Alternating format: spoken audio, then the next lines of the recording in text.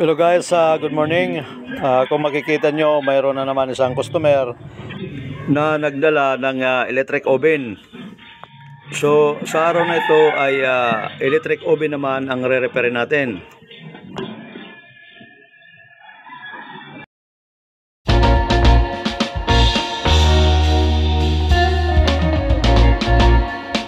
Ito na guys yung oven na dinala ng customer.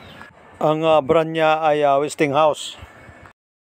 Ito daw ay may power pero hindi gumagana yung kanyang mga heater. So ang unang gagawin natin dito guys ay kukunan natin ito ng continuity. I-set lang natin yung tester ng times 10 ohms. At syempre lagi natin i-check yung pointer kung gumagana. Saka ngayon natin ilagay ang test prod sa plug. At pagkatapos niyan ay pipihitin natin ngayon yung timer switch. Kung makikita nyo guys, may palo yung tester natin. Ang ibig sabihin niyan ay buo ang kanyang electrical circuit. Ngayon ipla-plug natin para ma-check kung talagang hindi gumagana yung kanyang heater. Kung makikita nyo guys, nag-illuminate yung kanyang power indicator. Ang ibig sabihin niyan, may pumapasok na kuryente sa kanyang electrical circuit. Ngayon, para ma-check natin kung gumagana ang kanyang heater, gagamit lang tayo ng ammeter. Ang ammeter ko ay may range na 2 ampere, 200 ampere at 500 ampere. So, dito lang tayo sa range ng 200 ampere. Pag gumagana yung kanyang heater ay dapat may ampere reading.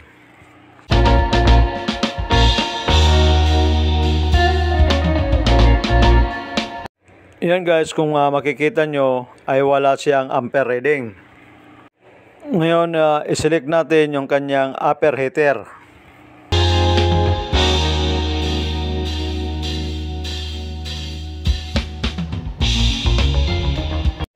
Wala pa rin siyang ampere reading.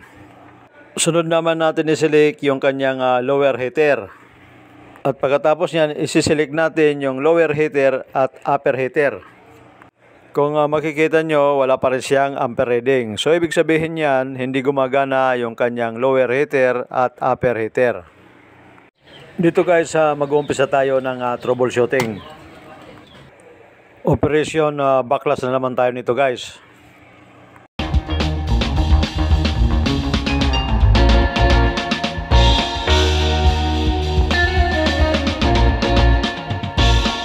Iyan ang mga screw na tatanggalin natin.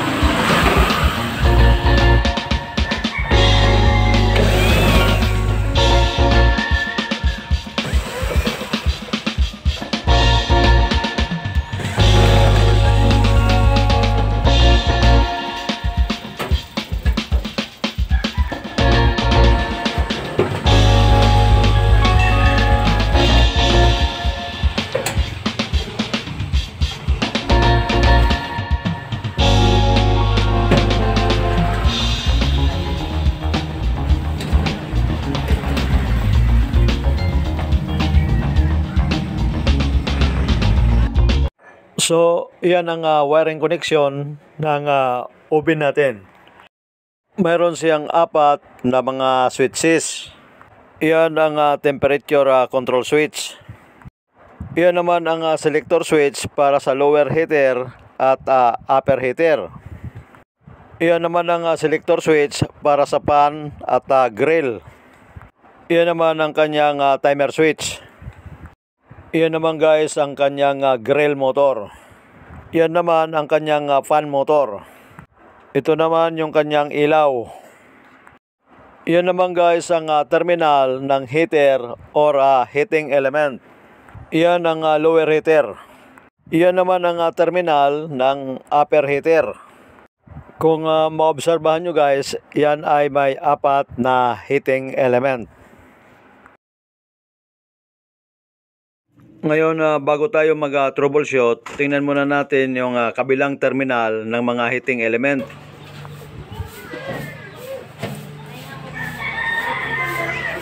So, yan guys ang kabilang terminal ng ating heating element. Kung maobserbahan nyo, yan ay naka-series connection ang bawat dalawang heating element. Sa pag-troubleshoot nito, i-check muna natin lahat ng kanyang heating element kung buo pa. At yan lagi ang inuuna sa pag-check. Ngayon, unahin natin ang upper heating element.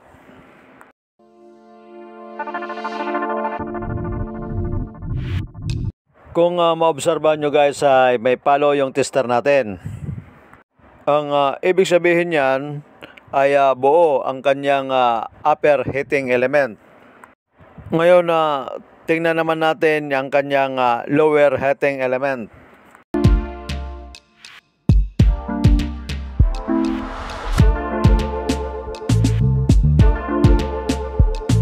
Dito guys ay may palo din ang tester natin. So ibig sabihin ay buo ang kanyang lower heating element.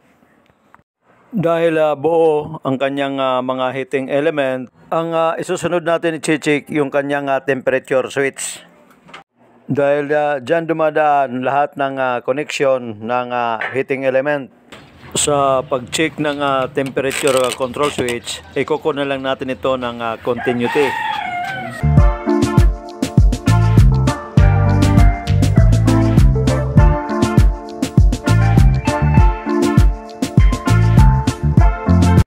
Kung makikita nyo guys, walang palo ang tester natin. So, ang ibig sabihin nito ay may problema itong temperature control switch. Yan guys, kung maobserbahan nyo, ay hindi na lumalapat yung kanyang contact point. At may natanggal din na pin. Ngayon, susubukan natin balik yung pin at obserbahan.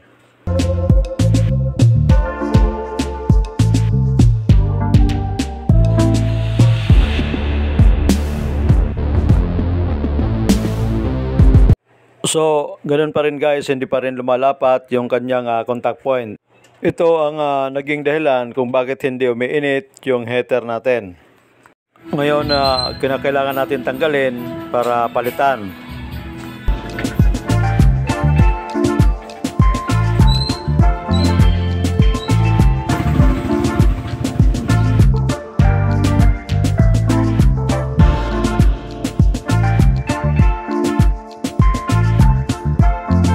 Yan guys, kung makikita nyo kahit pinipihit ko na ay wala pa rin siyang continuity.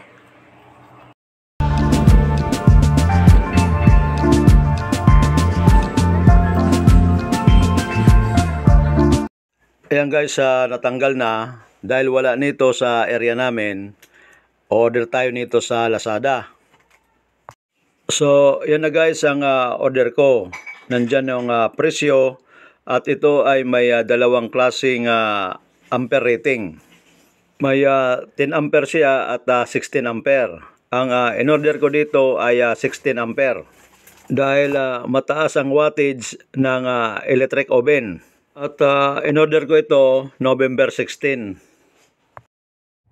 Ito na guys yung bagong temperature control switch. Dumating siya November 18. Yan ang luma o sirang temperature switch. Ang pagkakaiba lang yan, yung butas ng screw para sa mounting. Yung original ay malaki ang butas, yung bago natin ay maliit ang butas. At parehas yan ang ampere rating. At kung makikita nyo yung bago, nakalapat yung kanyang contact point.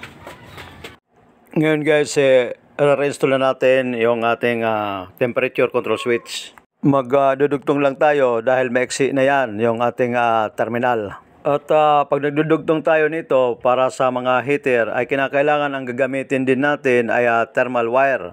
Dahil pagka mga heater ay hindi ordinary wire ang ginagamit dyan. Iyan po ay mga thermal wire.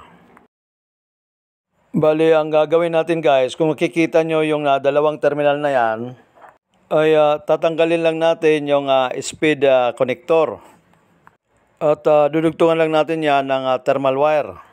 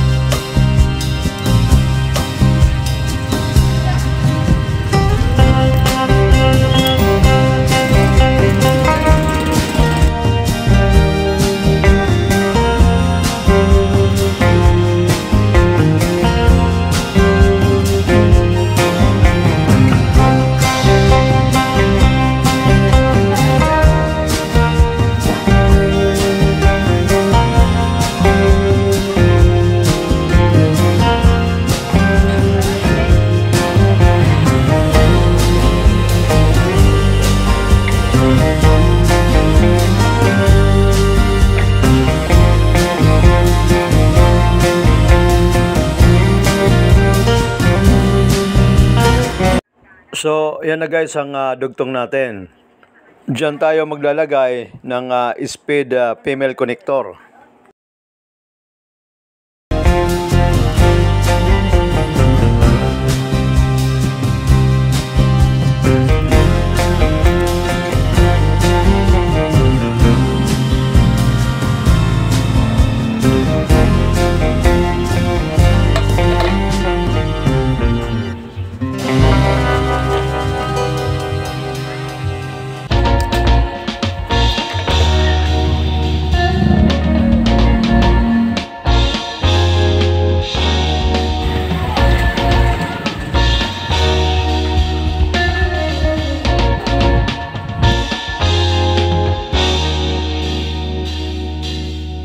So, yan na guys ang dalawang terminal natin.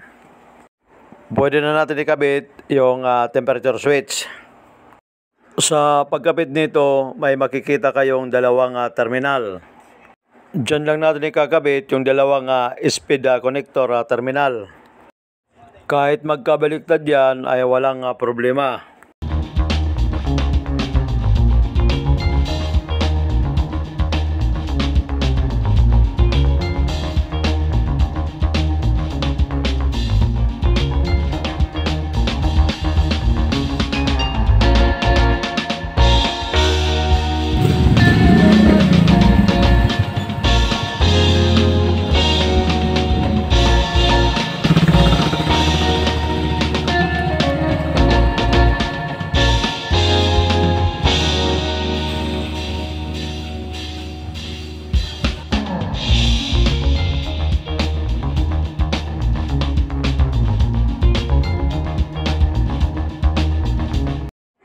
Ayan guys, naikabit na yung temperature switch. Pwede na tayo ngayon mag-testing.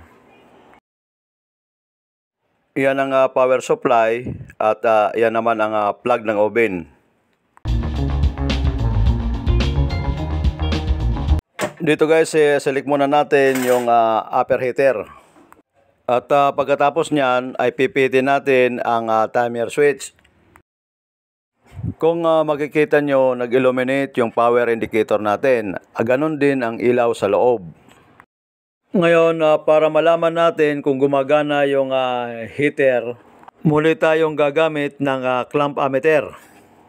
Set lang natin sa 200 ampere. Pag gumagana yung heater natin, dapat may ampere reading. Kung makikita nyo guys, may reading siyang 3.3 ampere. Ang ibig sabihin yan ay gumagana yung upper heater natin. Yan guys, kung makikita nyo, nagbabaga yung kanyang heater rod. Ngayon isunod naman natin yung kanyang lower heater. Kung makikita nyo, may reading siyang 3.4 ampere. At nagbabaga rin yung kanyang mga heater rod. Ibig sabihin yan ay gumagana yung ating lower heater. Ngayon, pagsasabayin natin yung lower heater at upper heater. Kung makikita nyo, yung ampere reading ay 6.6 ampere. Ibig sabihin nito guys, gumagana na lahat yung heater natin. Hanggang dito na lamang guys. Maraming salamat sa inyong panonood. Sana nakapagbigay ako sa inyo ng konting idea patungkol sa electric oven na may power pero hindi gumagana yung kanyang mga heater.